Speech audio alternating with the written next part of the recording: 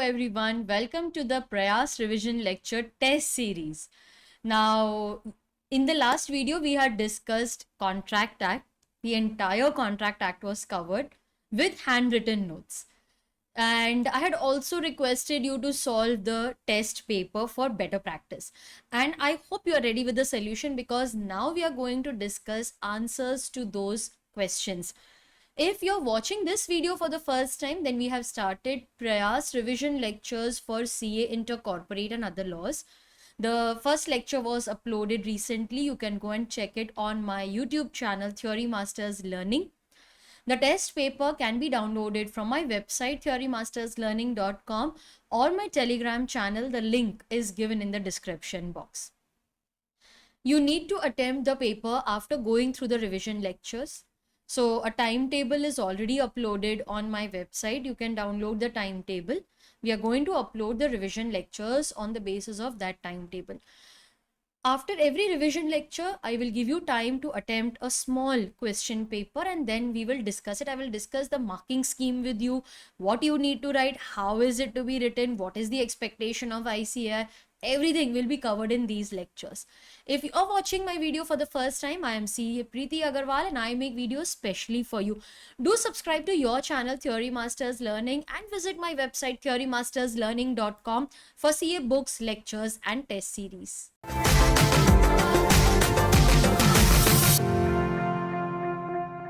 Let us discuss the answer to the first question. Mr. Chetan was appointed as a site manager of ABC Constructions Company on 2 years contract on a monthly salary of 50,000 rupees. Now, I'm not reading the question. I'm just discussing the question because I'm assuming that you've already attempted the paper. In case you're not able to find the paper, link is in the description box of this video also. You can go and download that paper. So Chetan was appointed as a site manager of ABC Construction Company for a 2-year contract. Monthly salary is 50,000. Pawan gave surety in respect of Chetan's conduct. Wait, if Mr. Pawan is acting as a surety, we need to first identify the parties. So I'll write over here, Mr. Pawan is acting as the surety. He is giving guarantee for Chetan. So Chetan in this case will be our debtor and ABC sorry, construction company is our creditor.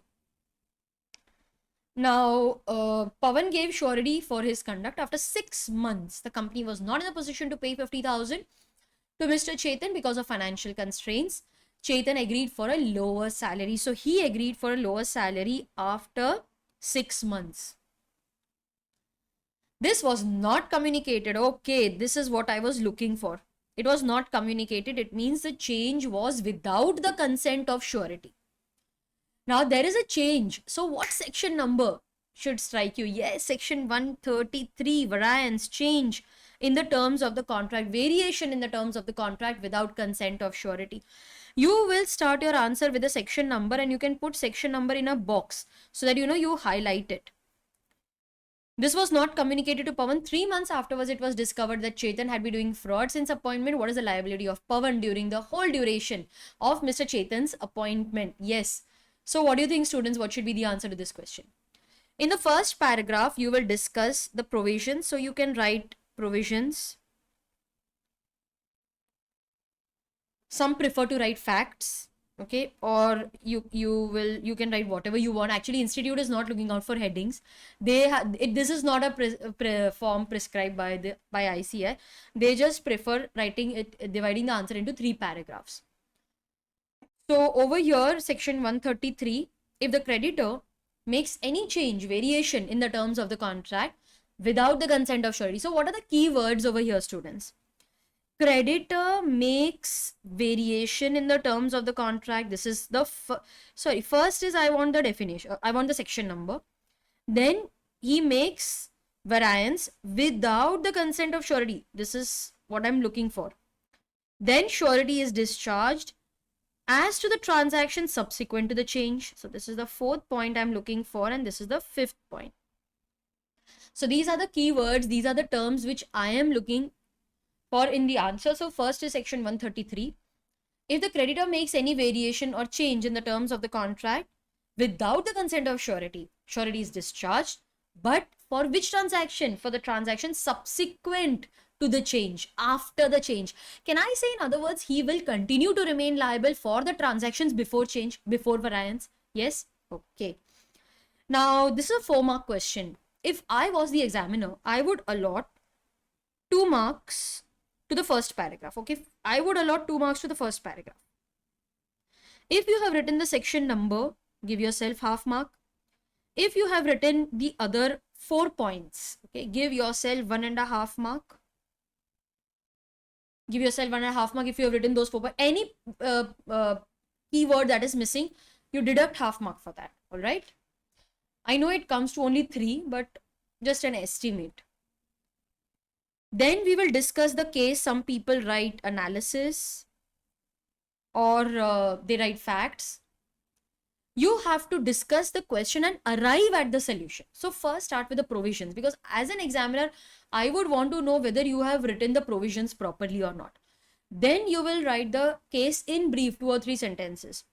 So Mr. Pawan acts as a surety for the loss suffered by ABC due to misappropriation of cash by Chetan. He will be liable for the first 6 months, that is before change, but not for misappropriations after reduction in salary. This is the solution.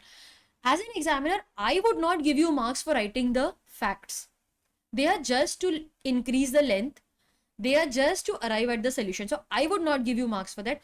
I would definitely give you marks for writing the solution. All right. So 1.5 mark for writing the solution, that for the first 6 months he will be liable, but not for the misappropriation after the 6 months.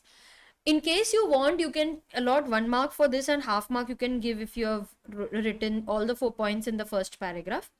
Last paragraph is conclusion, just for 1 mark. So this is 1, 2, 3, and this is 4. Yes, half mark for conclusion. So he will be liable for the transactions before change, for the misappropriation before change, but not after change. So in the case there is the variation without the consent of surety, he is discharged. So this is the marking scheme. Okay, this is the marking scheme. Srushti acquired valuable diamond at a very low price by a voidable contract under the provisions of the Contract Act. The voidable contract was not rescinded, it was not cancelled. She pledged the diamond, pledged by non-owner. Do you remember? I had discussed the same example. Necklace. In my case, it was necklace. So Srushti, I'll write it over here. Srushti.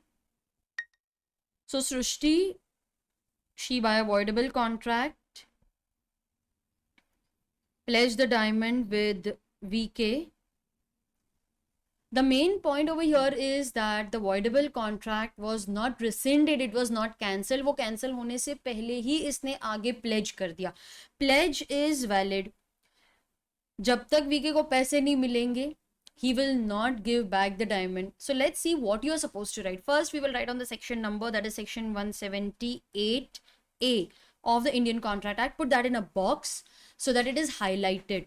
Always mention the section relates to which act? The Indian Contract Act, 1872. Now, this is the model answer as provided by ICAI. It's a 4-mark question.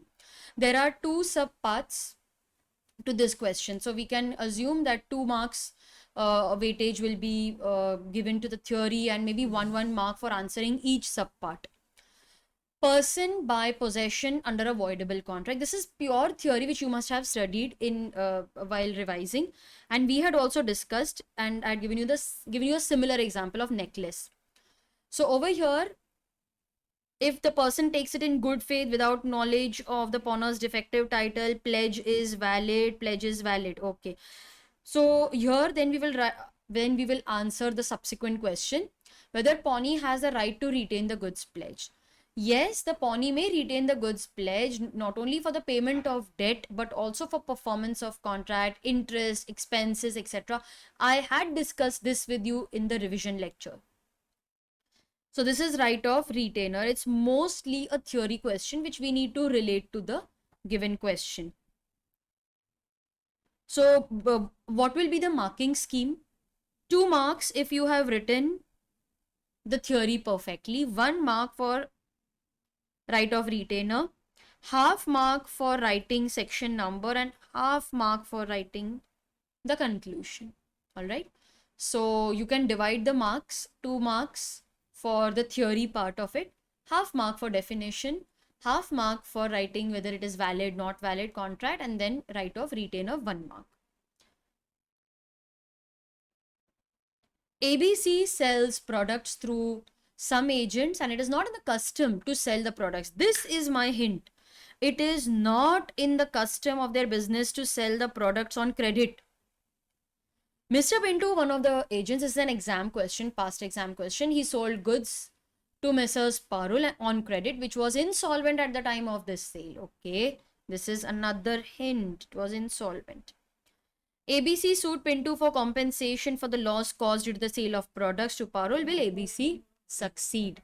Now, in this case, it is not in the customary business to sell goods on credit. So immediately, yes, you should know that they relate to section 211 of the Contract Act.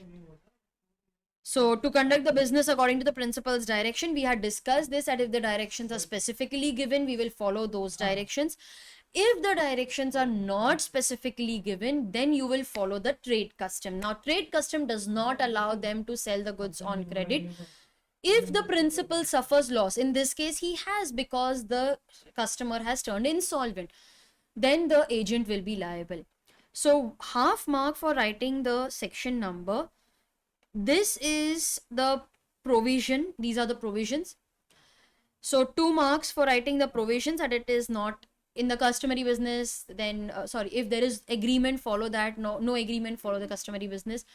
In case of any loss, he will make good to the principal. Profit is to be accounted for. In the given case, the agent sold goods to Parul, which was insolvent at the time. It is not in the customary business. Hence, Mr. Pinto must make good the loss to ABC. Okay. After this, there was a theory question. Principal is not always bound by acts of subagent. So you will write everything about subagent. Oh, I did not give you the marking scheme. So 2 marks, that's it. Half mark for writing the definition, 1 mark for discussing the case and offering some solution. So when is principal not bound by the acts of agent? Just a theory question. Isme you will write that sub agent appointment is not valid because delegatee cannot further delegate, but there are certain circumstances wherein it is allowed, certain cases where it is not allowed. So entire theory question agar aapne correctly likha hai, you can give yourself maximum 3 marks. If it is perfect, 2.5 mark to be on the safer side. Always give yourself less marks, only then you can expect very good marks in the main exam. Don't be overconfident. Apne aap ko 2.5 marks hi do. Multiple choice question. Yes, Mr. Vishal parks his car at a parking lot, locks it and keeps the key with himself. Which of the following is correct? So the parking people has custody of the car because they are having the car in the possession, whereas the possession is with Vishal because he has the key. It is not bailment because for bailment both possession as well as custody has to transfer. Mr. J has appointed Miss Vinita as his agent to sell garments manufactured by Jane. Vinita, due to her personal issues, could not work effectively. Hence, she appointed Mr. Kant to sell on her behalf. Can J be bound? Yeah. So in this case, you had appointed Vinita as the agent, but she could not work effectively. Hence, she appointed Mr. Kant. So this is like appointing a sub-agent. No, you cannot appoint a sub-agent. Option A. S and P go to a shop, let P have the goods, and if he does not pay, then I will. If he does not pay, then I will. Contract of guarantee. I will see to it that you are paid. That is contract of indemnity. Atul contracts to indemnify Neha against the consequences of the proceedings which Chirag may initiate against Neha. So here Atul contracts to indemnify Neha. Atul is the indemnifier. Neha here is the indemnity holder. Okay. Then in this case, Neha, who is called upon to pay the sum, fails to do so. Now can the can action be taken by Chirag? So yes, he can recover the full amount from the indemnifier, that is Atul. Okay. So correct answer is B. So students, you can give yourself 1 mark for each correct question. Okay, so one mark if you have answered this correctly. And now you can total the marks that you have attained. These are the type of questions that will be asked in the main exam also. If you want more practice, you can buy our compiler bomb for CA, intercorporate, and other lot. It has all past exam questions, study material questions, MTP, RTP questions arranged unit wise. Most of the questions asked in the main exam are from that book only. I will leave a link in the description box. In the next video, we will first revise Negotiable Instruments Act, and then we will solve one test paper and also discuss it with the marking scheme. That is in the next lecture. So stay tuned, subscribe to your channel Theory Masters Learning, and hit the bell icon so that you get notification for the next revision lecture. And also visit my website theorymasterslearning.com for CA books, lectures, and test series.